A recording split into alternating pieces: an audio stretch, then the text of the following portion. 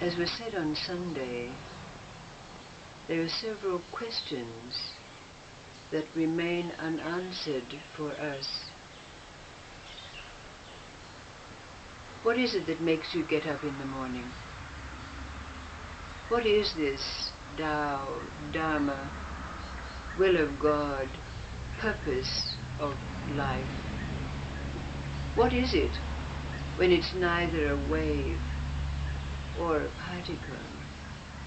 And now, in this place where we find ourselves, where stillness, the stillness of being ever present, and the movement of life meet to cancel one another out and produce that which we now can say is a covenant that we've made, an oath that's now present in our life, unformed, but always there.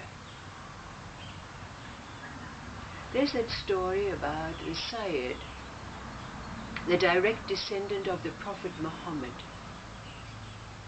And he was in service as a warrior to the Sheikh of the day.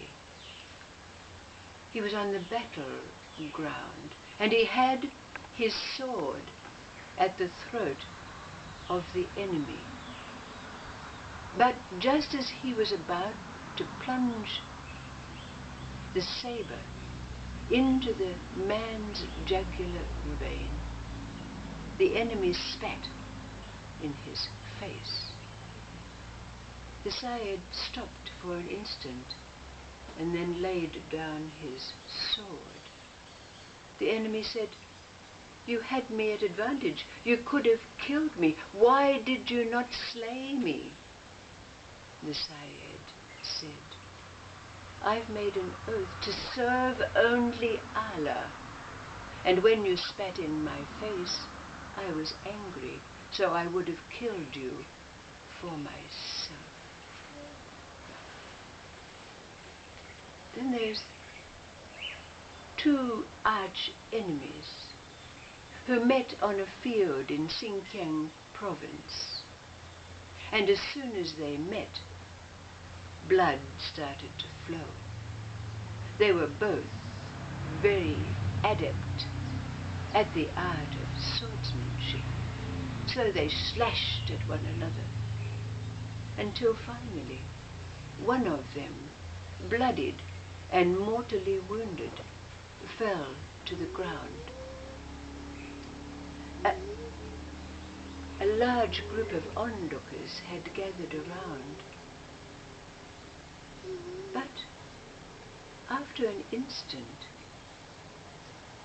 one warrior who was left standing turned to the other and fell down on his knees beside his fallen enemy and began to wipe the blood and tried to suture his wounds.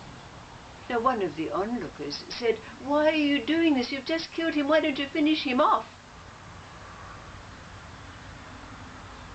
And the warrior remained silent for a moment, but the bystander was adamant. Said, why don't you kill him? Just finish him off." The warrior turned to him and said, "All is life. There is nothing but life. I honor life. I do not serve death. I only serve life." His enemy looked up into his face. They'd clashed swords many times before, but his enemy closed his eyes in peace. What is the similarity or the difference between these two little anecdotes and this covenant, this oath, that we find ourselves tacitly living at every moment, being in that place where we're ever present because there's nowhere else for us to be? And the movement of life in all its forms, linear, vertical, horizontal, spiral, continuous, constant, and eternal movement. What is this oath? But if we look at these two stories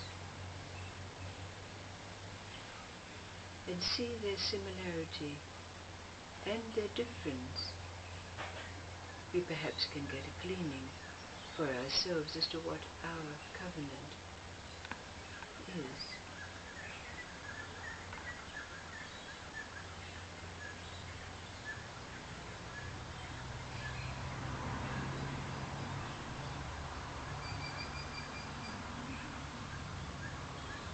What do they evoke in you?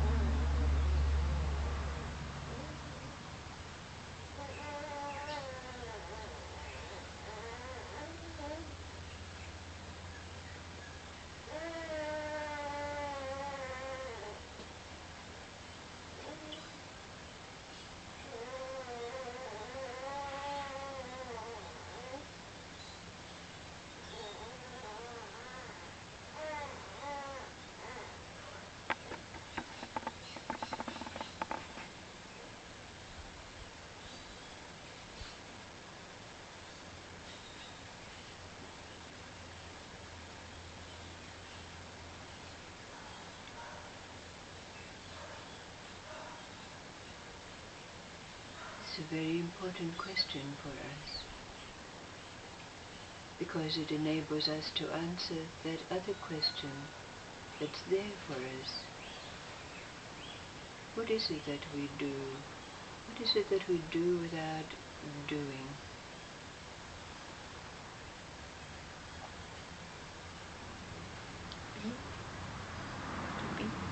Yes, certainly, Ruby.